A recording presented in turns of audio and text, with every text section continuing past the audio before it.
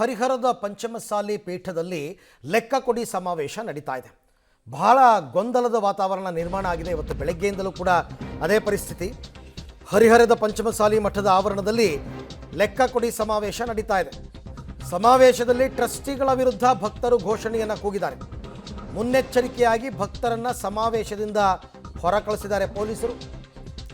ಬೆಳಗ್ಗೆಯಿಂದಲೂ ಅವರು ಘೋಷಣೆಗಳನ್ನ ಕೂಗ್ತಾನೇ ಇದ್ದರು.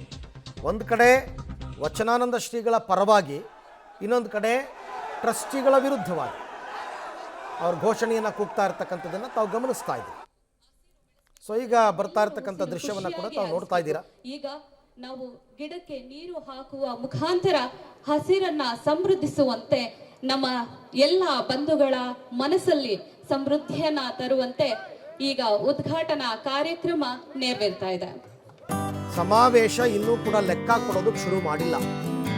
ಬೇರೆ ಬೇರೆ ಏನೇನೋ ಕಾರ್ಯಕ್ರಮಗಳೆಲ್ಲ ನಡೀತಾ ಇದೆ.